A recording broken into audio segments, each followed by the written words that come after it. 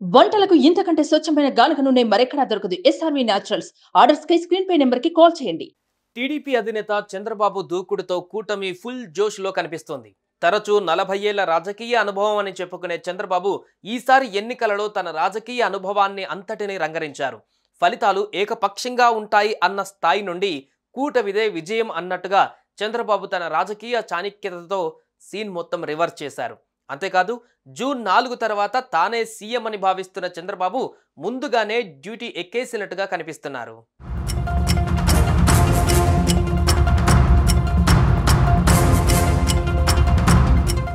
ఆంధ్రప్రదేశ్ ఎన్నికలలో హోరాహోరీ ఫైట్ నడిచింది. ఎవరికి వారే గెలుపుపై ధీమాతో ఉన్నారు. పోలింగ్ శాతం పెరగడం తమకు అనుకూలమని కూటమి నేతలు భావిస్తున్నారు.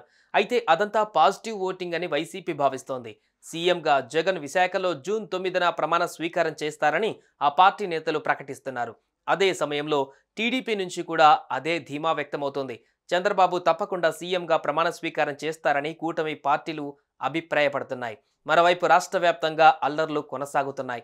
సరిగ్గా ఇటువంటి సమయంలోనే చంద్రబాబు తనలో ఉన్న పాలనా దక్షతను బయటపెట్టారు. ఏపీలో పరిస్థితులపై వరుసగా సమీక్షలు నిర్వహించారు.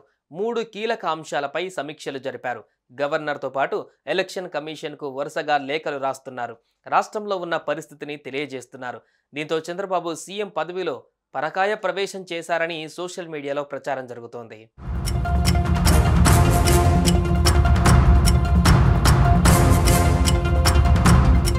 ఇక సంక్షేమ పథకాలకు సంబంధించి ముఖ్యమంత్రి హోదాలో వైఎస్ జగన్ బటన్ నొక్కిన సంగతి తెలిసిందే. రాజకీయంగా లబ్ధి కలిగించుకునేందుకే ఎన్నికలకు ముందు చేస్తున్నారంటూ ప్రతిపక్షాలు అభ్యంతరం వ్యక్తం చేయడంతో లబ్ధిదారుల ఖాతాలలో నగదు జమ కాలేదు.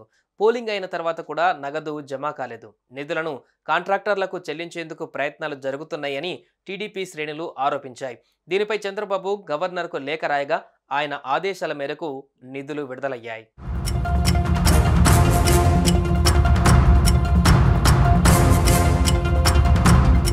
ఫలితాల తర్వాత ఏపీలో అల్లర్లను అదుపు చేయడంలో కూడా చంద్రబాబు తనదైన శైలిని ప్రదర్శించారు. ఏపీలో అల్లర్లను అదుపు చేయడానికి కేంద్ర బలగాలను పెట్టాలని ఈసీకి లేఖ రాశారు చంద్రబాబు. స్పందించిన ఈసీ ఫలితాల అనంతరం కూడా 2 వారాల పాటు బలగాలు ఏపీలోనే కొనసాగాలంటూ తీర్పునిచ్చింది. మరోవైపు ప్రభుత్వ జీవోలు దాయడానికి ఈ ఆఫీస్ అప్గ్రేడేషన్ ప్రక్రియను ప్రారంభించగా అది జీవోలను తొలగించేందుకేనంటూ చంద్రబాబు అనుమానం వ్యక్తం చేశారు.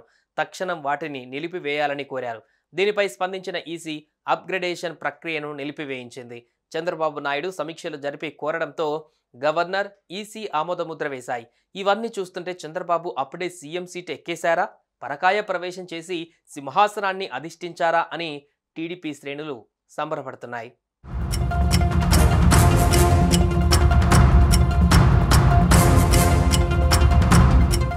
సుమన్ టీవీలో మీ పర్సనల్ అండ్ బిజినెస్ ప్రమోషన్స్ కోసం కింది నెంబర్కి కాంటాక్ట్ చేయండి.